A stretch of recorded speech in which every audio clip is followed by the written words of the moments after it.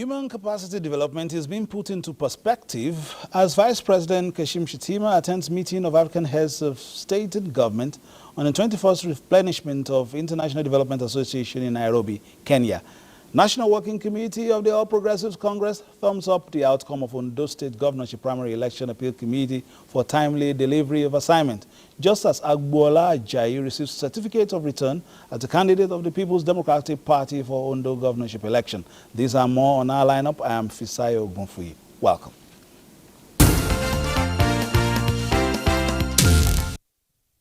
Nigeria is set to harness the potential of its youthful population to transform into a global digital economy powerhouse with plans to become a global hub for outsourcing talent.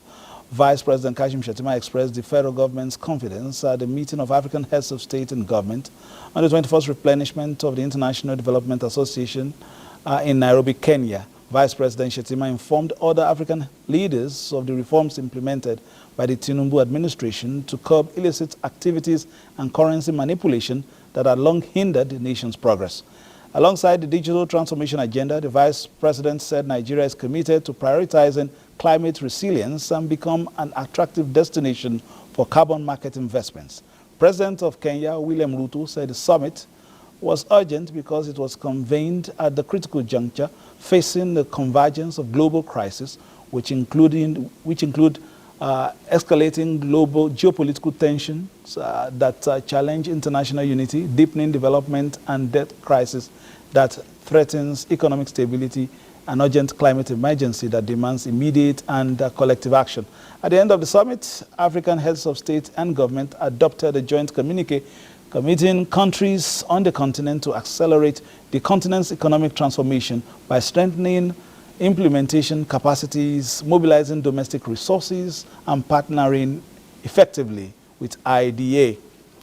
Politics now. The National Working Committee of the Governing All Progressives Congress has commended the outcome of the Ondo State Governorship primary election appeal committee for timely delivery of its assignment.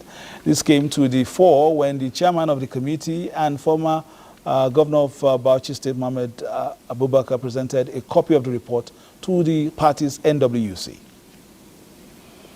The Ondo Governorship Election Appeal Committee was inaugurated on the 18th of April 2024 to entertain complaints from aspirants after the conduct of the exercise, and that assignment was successfully completed and delivered to members of the National Working Committee of the APC.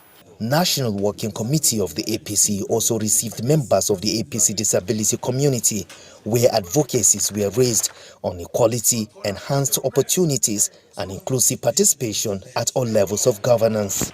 The Buhari House also played host to senior special assistants to the president on various portfolios and urged them to take cue in actualizing the renewed hope mantra of the president. The National Secretariat of APC was a beehive as hundreds of party supporters rolled out drums in solidarity of Dr. Ganduje-led National Working Committee, where loyalty and commitment were reaffirmed. All over the country, we are receiving new entrants into our party. That has created fear in their minds.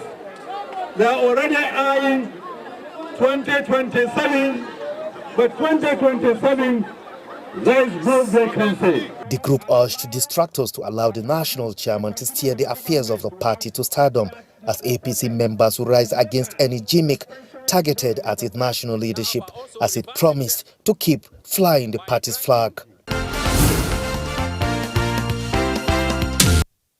Still with the APC, the Confederation of the APC Support Groups has asked President Bola Ahmed Tinubu to weigh the implications of granting state police to avoid chaos in the security architecture of the country. The Director General of the Confederation, Kaliani Mohammed, gave the advice in Kaduna at a news briefing. The position of the Confederation of APC Support Group is anchored on the premise that there is nothing wrong with the current security arrangements as enshrined in the 1999 Constitution as amended. Kaliani Muhammad is of the opinion that the country is not ripe for state police for the fear of misusing them as an apparatus to settle scores by state governors. There is a constructive argument that the governors might use state police to intimidate, blackmail, victimize Nigerians either for political, ethnic, tribal, or social gains for themselves, to the detriment of the state. He noted that the Confederation of APC Support Groups has a strong conviction that the unity and peace of this country is non-negotiable. State governors are presently finding it difficult to pay staff salaries. So where will they get the money to pay state police when they solely rely on federal government allocation without recourse to the diverse natural resources in their state to improve their internally generated revenue? The Confederation is concerned with high level of insecurity in the country, but believe in the capacity and ability of the security agencies to stem the tides of the monster.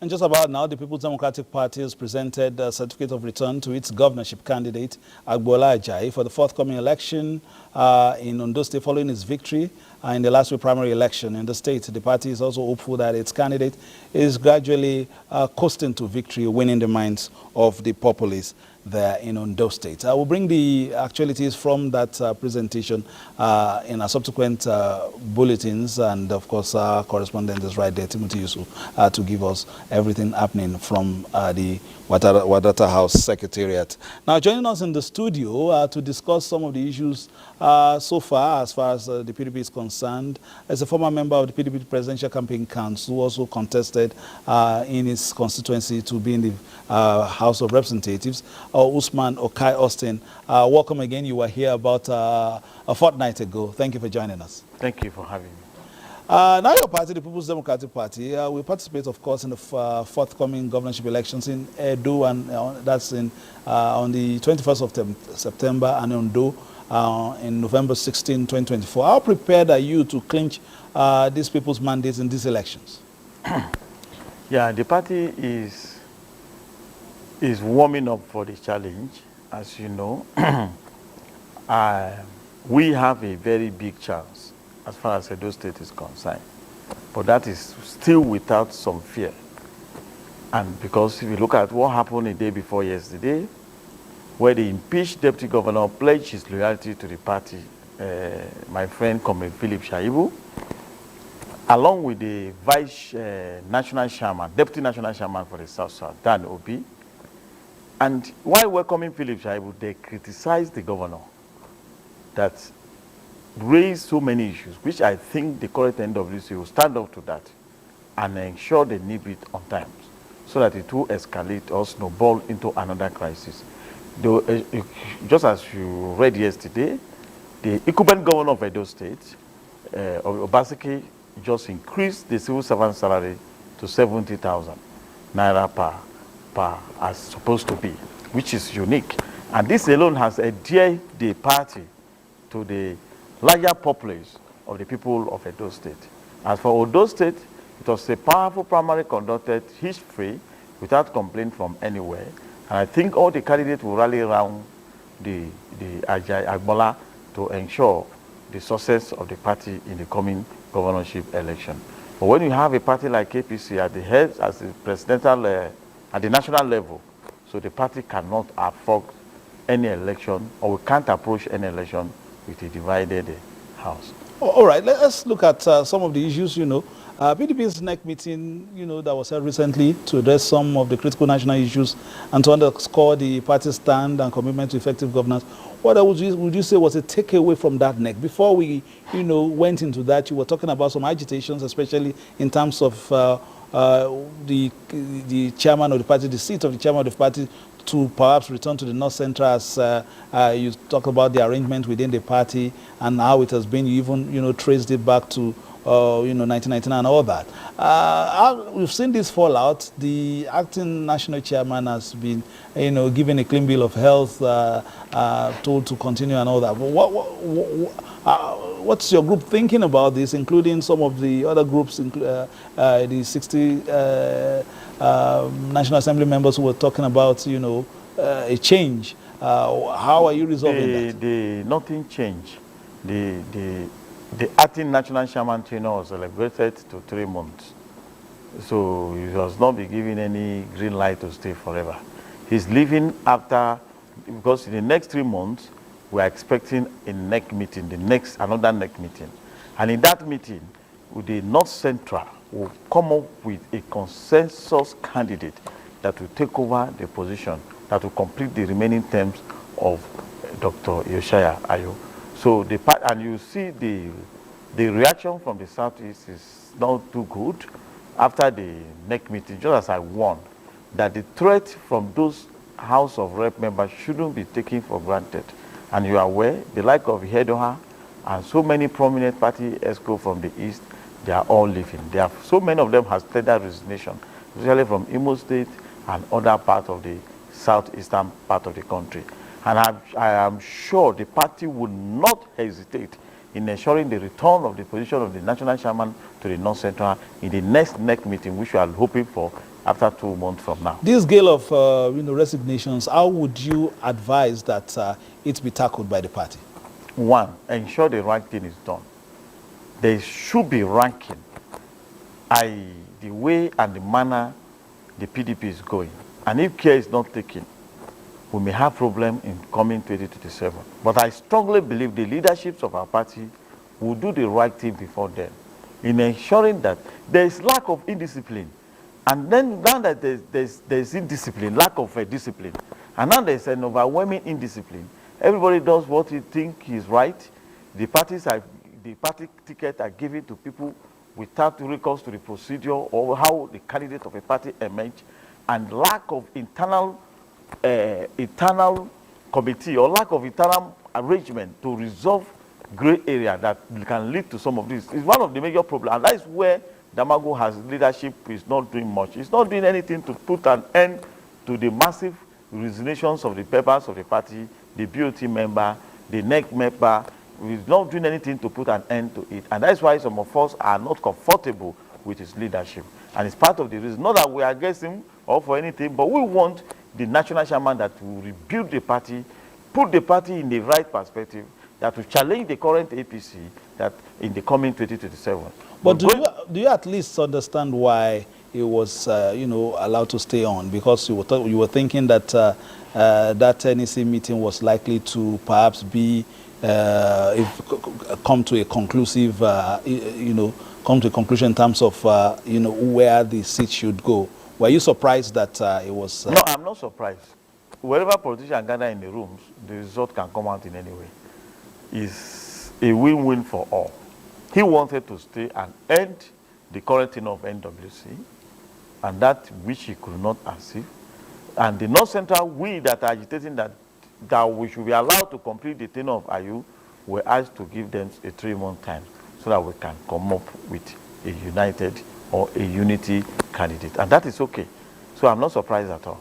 That is okay. All right, we'll take a few stories, then we'll come back to some issues coming out of your state.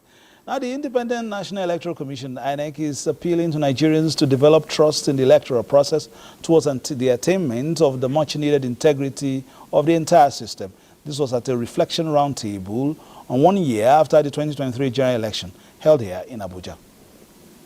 Report presentation entitled Electoral Trust Restored, Nigeria's Electoral Process, 1 year after the 2023 general election. The year 2023, memorable in the nation's democracy, as 7th consecutive general elections was held. Additional off-cycle elections and key courts rulings on electoral disputes are areas of focus here. Despite some advancements, notably in voter biometric accreditation and a new legal framework, the elections some observers reviewed had gaps that needed to be filled. It is for this reason that Yaga Africa convened this roundtable to review the state of Nigeria's electoral process a year after the 2023 general election. What exactly do we need to do beyond what we have done before?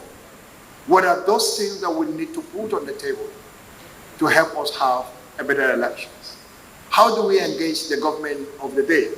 The conversations here also aimed to foster discussion among key stakeholders from INEC, political parties, security agencies, civil society and media to propose enhancements for the electoral process and contribute to enduring electoral policy reforms. Every time the Election Commission puts on the ground regulations and guidelines in order to address issues of electoral integrity, political actors are not looking at how to abide by these regulations. They are looking at how to subvert these regulations. Though the 2023 general election was better than the previous election, it also had its lapses that required and demand urgent electoral reform to address ahead of the 2027 general election. The National Assembly is committed to delivering a reform and improved electoral legal framework within an acceptable record time. Participants are hopeful that resolutions from this meeting will bring forward an enhanced quality of future elections, maybe from the forthcoming Edo and Ondo off-season governorship elections.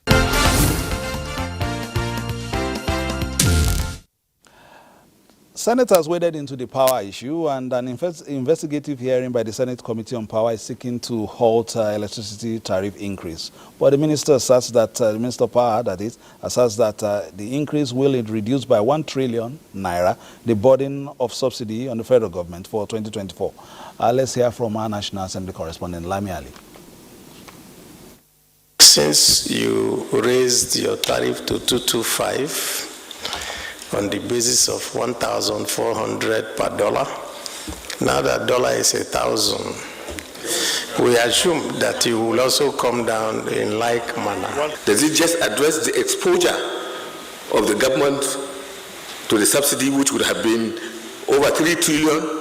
Or does it go ahead to address the fundamental problem of the lack of solvency within the entire sector?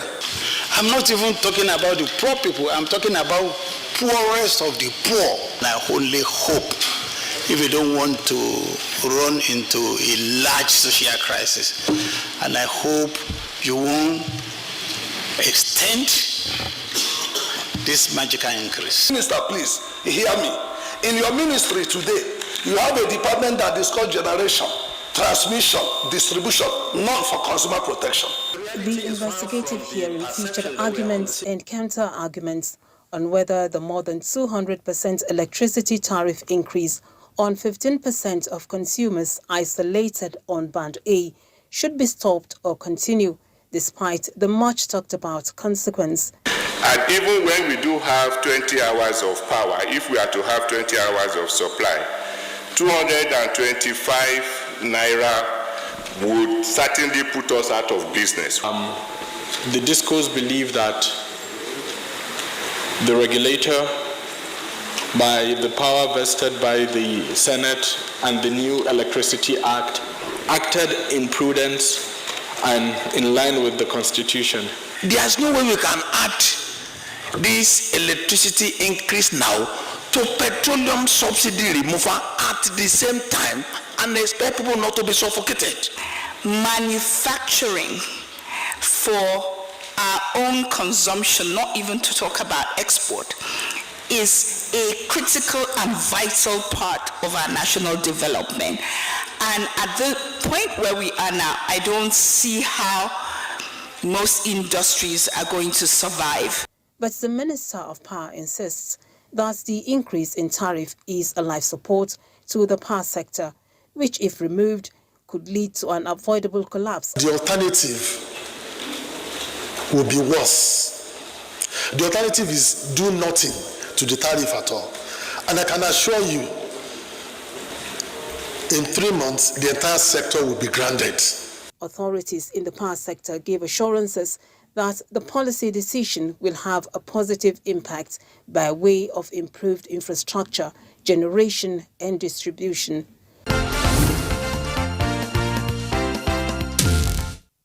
If we interrogate some of those comments, it will take us another hour, but we are running short of time, and my guest is still here, also Nokai. In your state, been some, push and shove based on the film that we watched there in Zone 4 when your former governor had his premises barricaded by officials of the Economic and Financial Crimes Commission. We saw you lead the protest to that commission. What are your prayers? Yes, you know, he has already been declared wanted. So I think we are within the arms of law. I mean, we are within the law if we call him a wanted former governor of Kogi State. His house was not barricaded. After several invitations which he turned down, they went there to pick him because he has some questions to answer. You are aware he has been charged already to 80 billion naira, which I think is just, they are just starting, because we knew that what he took from the state is more than 80 billion naira. That's an allegation. We'll let him defend himself. But go ahead. He knows he's running away from going to defend himself, so it's no longer an allegation. He's on a run. So now you know it very well that he's on a run. So when he ran away he was taken by his current governor, just as Adam Soshimole, the senator, said. The current governor used his immunity to shielded him away from Zone 4, where they're supposed to pick him for him to answer questions. And they took him to Lokoja. Now, what we are asking EFCC to do is simple. EFCC is an established agency of the Federal Republic of Nigeria, an act of law, well regulated by the Constitution of the Federal Republic of Nigeria. And as you know, everything that has to do with economic crimes, it's only the federal government that have the power to investigate, prosecute, and necessarily, in fact, recover. That power till tomorrow has not been shared with the state government. So no order from Kogi State High Court, which is regulated by the state government, can stampede the federal agency from carrying out its duty, especially the law enforcement agencies. Like you are asking that a murderer can go to any high court and get a court order and stop police from investigating him. Going by that, we can't get justice. The EFCC should, through the Attorney General of the Federation, should appeal to the President, the Commander-in-Chief, to call Governor Dodo to bring Yaya Bello to answer the necessary questions. Those are your prayers? Very, very important. And two, we call on EFCC not to yield to any political pressure. For over the weeks, so many lawyers have been appearing on various different television stations and speaking for him, which we know, and I can tell you that they were hired to do that. That is okay. He has so much money. He took so much from our state. So he has so much cash within his disposal to distribute around. EFCC must not yield to any pressure or any attempt by anybody to buy public opinion. Thousands of the workers in Kogi State are still waiting for their money. And we also ask EFCC, you can see they have recovered 1.1 billion from American University, where Bello paid the school fee of his children upfront, ahead of next 30 years or something like that. Even some of them, they say they were not even giving birth to yet. They have paid their school fees in American University. They should return that money to the current governor, because giving it to Dodo, you are at the same time returning the money back to Ayabello, because you know the man who come to carry him from Zone 4, anything you return back to the state, you are automatically returning it back to Dodo. So we stood by EFCC that we, the co-guide that Bello governed, we know what we went through in his hand. And calling for justice in the democratic environment is norm. And there are several attempts, as you all know. They are calling names, calling this one name. They mention one person's name. They said Gaduje. They say Natasha. No, but let's not go to the level of allegation. You have made your prayers. Some other people are also demonstrating that this process should be done in a fair manner. But you have made your point. The and that process is very fair. There's nothing fair there. He is running. You are aware. So we are also appealing to NTA too, let them call him too. We can't. This is Nigeria. And by the time we allow this man go, then there's no need of EFCC. Because any criminal can go and get another. No, you are not a criminal until proven. So let's conclude this conversation. Time is not our friend. Let Bayabello come out from his civil place. Let the federal government, we are calling all the federal agencies, NTA inclusive, to call on the President Tinubu that he should call on Governor Dodo to bring Yaya Bello back to answer the necessary. All right, so on that plea, we round up political updates. We'll still give opportunities to people with the different, opinion on this unfolding story. And that's the political update for today. We'll be back again on Friday for another episode of the program. Between now and then, please play your politics for the greater good and keep it locked on the Nigerian Television Authority, Africa's largest and finest for news, views, reviews, previews, and interviews. Bye-bye now.